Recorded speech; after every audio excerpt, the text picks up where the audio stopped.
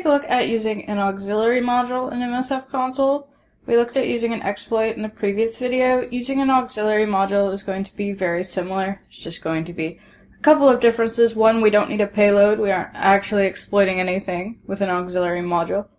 Our auxiliaries are going to be used for various purposes. In this case, we're just going to gather some information. Particularly, we want to know which SMB pipes are listening on our XP target.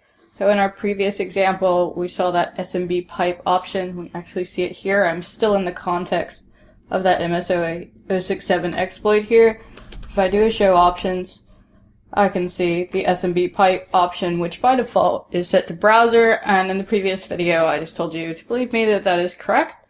That may not always be the case. If we look at the description here, we also have the option of using this RVSVC pipe as well. So browser may not always be correct. So there is an auxiliary module we can use that will attach to SMB and ask what the SMB pipes are. So basically just enumerate everything that's listening so we can see if browser is actually there. Of course, we know it is because the exploit worked, but in the future, we might want to check it out. I use auxiliaries a lot, particularly for verifying vulnerabilities. Let's say a vulnerability scanner found, I need to verify them manually. A lot of the Metasploit auxiliary modules are great for that.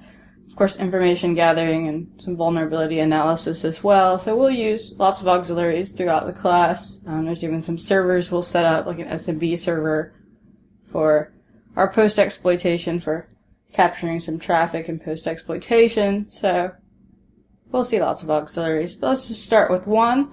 We can, of course, do the info command if we want to, but let's start with use this time. And again, you can drop off the word auxiliary and the first slash if you want to.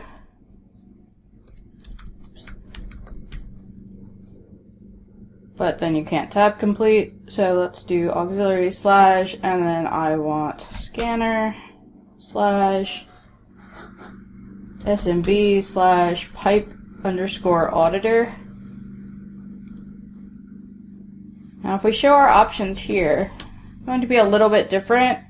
For our auxiliaries, instead of our host that we see on our network exploits, we see our hosts with an S, so we can ask it to scan multiple hosts. In this case, we only want to scan one. There are many different ways we can specify those hosts. In fact, we even have it read from a file, which we'll do a bit later on when we're running through our pen test. For now, we'll just set our hosts with an S to the IP address of Windows XP. Again, make sure it's the IP address of your Windows XP and not mine, or else it undoubtedly will not work. SMB domain is set to workgroup. Our XP box is actually not a member of a domain. Our Windows 7 box is a member of a domain, but Windows XP is just a member of the workgroup, so we can leave that as is. It also has options for SMB pass and SMB user, so if we wanted to give it a username and password to authenticate as, we could do so. Here we're just interested in what pipes are available to the anonymous user, so we can use our MSO8067 exploit. So we can just leave those blank. We see they are not required, so we see no here for required.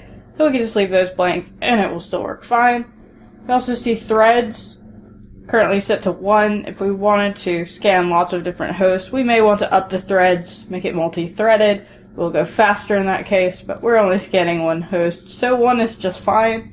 Again, we don't need to set a payload here. We're not actually exploiting anything. So we can say exploit. I always kind of just say exploit no matter what, but you can also say run for your auxiliaries. So run or exploit. Again, I always go with exploit. It always works. So easier for me to remember than having to know 2 commands, but you can do either. And not quite as exciting as exploit, of course, because all we did here was gather some information, particularly what named pipes are listening on that SMB server, and the only one that's listening is that browser pipe. So it's good that we left the named pipe, or SMB pipe as the option is called for the MSO8067 module. It's good that we left it as browser, because that is indeed the only one that's listening, so it's the only way it would work.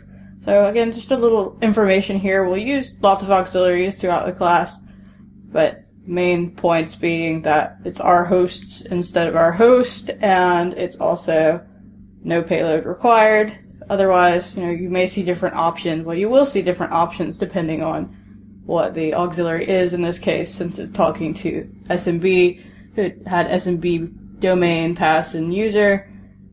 But say we were working with an FTP server, we would see different options. So the options, you can always do show options to see them, or are going to vary.